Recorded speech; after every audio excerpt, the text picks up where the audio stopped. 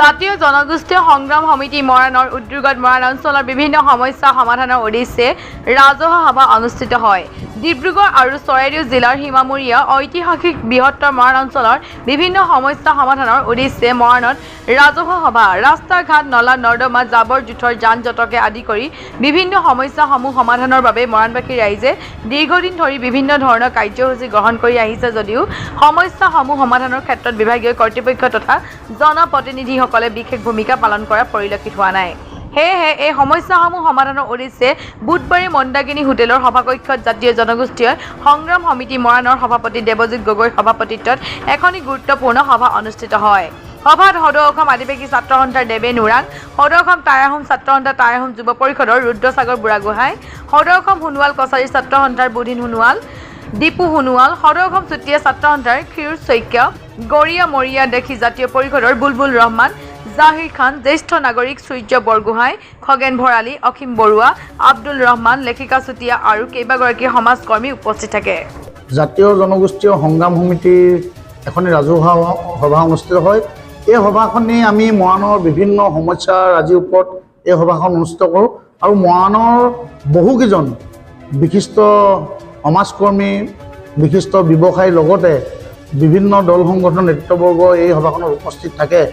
আজি আমি এই সভাখনত মৰাণত বিশেষকৈ যি চাৰিলেনযুক্ত ঘাইপথৰ পৰা মৰাণলৈ অন্তৰ্ভুক্ত হোৱা এখন ফ্লাইঅভাৰ আমি ডিমাণ্ড কৰিছোঁ চৰকাৰক আৰু এখন কিলৈত এখন খটখটিত যে মৰাণৰ যিহেতু এনেকুৱা এটা পৰিস্থিতি হৈছে, এই ৰাস্তাটো হোৱাৰ পৰা মৰাণত বিভিন্ন ঠাইৰ পৰা অহা মানুহে মৰাণখন পাহৰি যোৱালৈকে এটা পৰিৱেশ সৃষ্টি হৈছে। আৰু ২ নম্বৰতে এইখন যিখন আমাৰ জাতীয় জনগোষ্ঠীয় সংগ্ৰাম সমিতি গঠন হৈছিল ২৫ তাৰিখে, এই সংগ্ৰাম সমিতিখন পৰিচালনা কৰিবৰ কাৰণে এখন পৰামৰ্শদাতা সমিতি আমি গঠন কৰি দিছোঁ আজি সভাই। আৰু মৰাণৰ যিটো নাহৰকটীয়া বাছ ষ্টেণ্ডত থকা অসমমালাৰ যিটো ৰাষ্ট্ৰীয় ঘাইপথ তেওঁলোকে নিৰ্মাণ কৰিছিল, এই ৰাষ্ট্ৰীয় ঘাইপথৰ যিটো ড্ৰেইন, এই ড্ৰেইনৰ ব্যৱস্থা আজিলৈকে কিন্তু চৰকাৰে সম্পূৰ্ণ কৰা আমাৰ পৰিলক্ষিত নহ'ল। আৰু আমি বিভিন্ন অভিযোগ পাইছোঁ, এজন মানুহে এখন নতুন গাড়ী যেতিয়া কিনিছিলে, এই ড্ৰেইনটো বনাই দিয়াৰ পৰা সেই গাড়ীখন আজিলৈকে তেওঁৰ ৰাস্তাত আজিলৈকে চলাব পৰা নাই। আমি বিশেষকৈ টিংখং সমষ্টিৰ বিধায়ক মাননীয় বিমল বৰা দেৱক অনুৰোধ জনাইছোঁ যাতে আপুনি এই যিটো ৰাস্তা বনি আছে, এই ৰাস্তাটো খুব ক্ষিপ্ৰতাৰে কাম কৰক আৰু ড্ৰেইনটো তাৰ পৰা ভাঙি যিটো ড্ৰেইন য'ত হ'ব লাগে তাত সংস্থাপন কৰিবৰ কাৰণে আমি দাবী উত্থাপন কৰিছোঁ। আৰু লগতে মৰাণৰ বহুকেইটা সমস্যা আছে, যিকেইটা সমস্যাৰ বিষয়ে এখন বিশাল ৰাজহুৱা সভা আমি 15 আগষ্টৰ পিছত অনুষ্ঠিত কৰিম। আৰু এই বিশাল ৰাজহুৱা সভাখনত মৰাণৰ সকলো জাতি, বৰ্ণ, ধৰ্ম নিৰ্বিশেষে সকলো ৰাইজৰ উপস্থিতি আমি কামনা কৰিছোঁ। আৰু এটা আমি প্ৰস্তাৱ লৈছোঁ আজি সভাই, মৰাণৰ যিখন ৰাজ্যিক চিকিৎসালয় আছে, এই চিকিৎসালয়খনত ডক্টৰৰ অভাৱ আমি অনুভৱ কৰিছোঁ। মৰাণৰ প্ৰত্যেকজন ব্যক্তি অনুভৱ কৰিছে, বিশেষকৈ দৰিদ্ৰ সীমাৰ তলত থকা ব্যক্তিসকলে অনুভৱ কৰে যেতিয়া তেওঁলোকে চিকিৎসা কৰিব লগা হয়। এই মৰাণত যেতিয়া চিকিৎসা তেওঁলোকে কৰিব নোৱাৰে, তেওঁলোকে ডিব্ৰুগড় যাব লগা হয় বা চিকিৎসা কৰিব নোৱাৰাত বহু ব্যক্তিৰ মৃত্যু হৈছে। আমি 16 জুলাইৰ পিছত মৰাণ ৰাজ্যিক চিকিৎসালয়ৰ সন্মুখত আমি এটা প্ৰতিবাদী সমদল কাৰ্যসূচী ৰূপায়ণ কৰিম। আৰু ইয়াৰ কাৰণে আমি প্ৰথমতে বিমল বৰা ডাঙৰীয়াক, কেবিনেট মন্ত্ৰী ডাঙৰীয়াক এখন স্মাৰকপত্ৰ প্ৰদান কৰিম। যদি এই কথাটো গুৰুত্ব নিদিয়ে তেতিয়া কিন্তু ইয়াৰ বিৰুদ্ধে তীব্ৰতৰ আন্দোলন গঢ়ি তুলিম। হয়, মৰাণৰ জাতীয় জনগোষ্ঠীয় সংগ্ৰাম সমিতি আজি এখন ৰাজহুৱা সভা অনুষ্ঠিত কৰা হৈছিলে আৰু এই সভাতে আমি কেইবাটাও গুৰুত্বপূৰ্ণ আমি সিদ্ধান্ত গ্ৰহণ কৰিছোঁ। এই সভাত মৰাণৰ বিশিষ্ট ব্যক্তিসকল, সাংবাদিকসকল, লগতে বুদ্ধিজীৱীসকল আজি উপস্থিত আছিলে আৰু তেখেতলোকে যথেষ্টখিনি মৰাণৰ সমস্যাৰ ওপৰত তেখেতলোকে সমস্যা দাঙি ধৰিছে।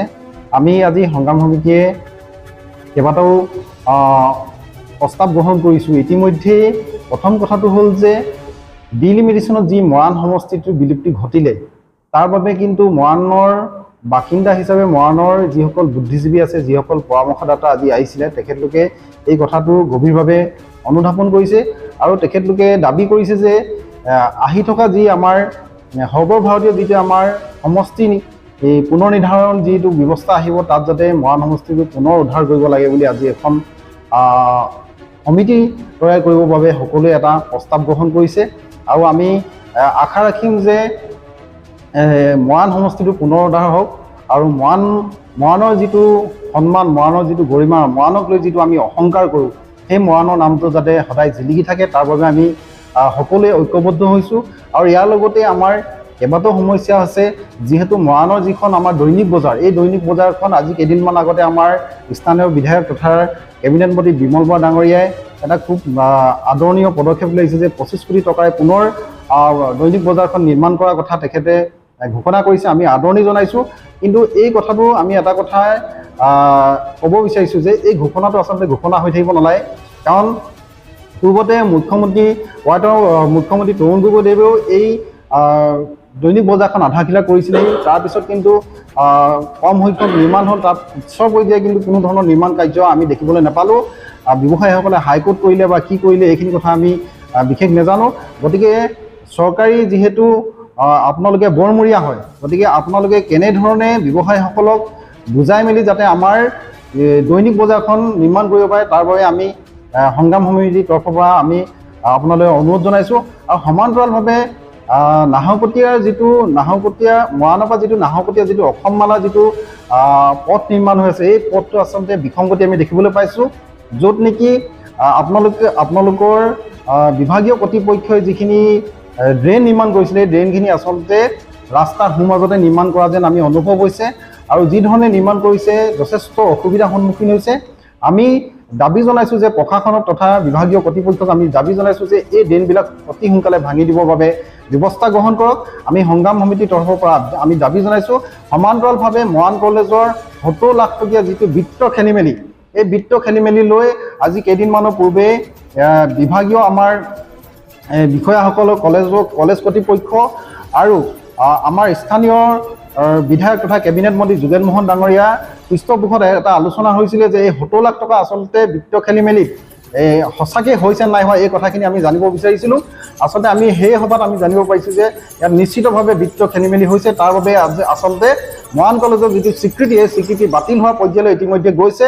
গতিকে মই মৰাণবাসী হিচাপে আমি সকলো ৰাইজকে আমি অনুৰোধ জনাব বিচাৰিছোঁ যে সকলোৱে সজাগ হওক। মৰাণৰ যিটো গৰিমা আছে, মৰাণক লৈ যিটো আমি অহংকাৰ কৰোঁ, মৰাণ কলেজক লৈ যিটো অহংকাৰ কৰোঁ, মৰাণ কলেজৰ পৰা যথেষ্ট শিক্ষিত যিসকল ব্যক্তি ওলাই গৈছে, তেখেতলোকে হয়তো বিভিন্ন স্থানত গৈ ডাঙৰ ডাঙৰ চাকৰিত নিয়োজিত হৈ আছে। তেখেতলোকৰ এইখিনি ক্ষেত্ৰত কিন্তু মই ভাবোঁ যে এষাৰ মাত দিব লাগে বুলি আমি অনুভৱ কৰিছোঁ। তেতিয়াহে আচলতে আহি থকা যি প্ৰজন্ম, যিসকলে মৰাণ কলেজত পঢ়িম বুলি যি এটা সপোন পুহি ৰাখিছে, তেখেতলোকে আচলতে সেই মৰাণ কলেজৰ পঢ়িবলৈ তেতিয়াহে তেখেতলোকে পাব যেতিয়াহে মৰাণ কলেজৰ স্বীকৃতি থাকিব।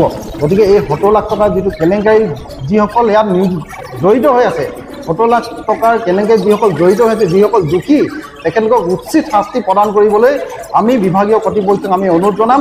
আৰু আমি দাবী জনাম যাতে আমাৰ প্ৰশাসনে যাতে এইখিনি ক্ষেত্ৰত বিভিন্ন ব্যক্তিয়ে এই বিষয়টোৰ ওপৰত কেছ দিছে, গতিকে এই কেছৰ ওপৰত তদন্ত কৰি দোষীক শাস্তি প্ৰদান কৰিবলৈ আৰু মৰাণ কলেজৰ স্বীকৃতি যাতে বাহাল থাকিব পাৰে তাৰ বাবে ব্যৱস্থা গ্ৰহণ কৰিবলৈ আমি অনুৰোধ জনাম।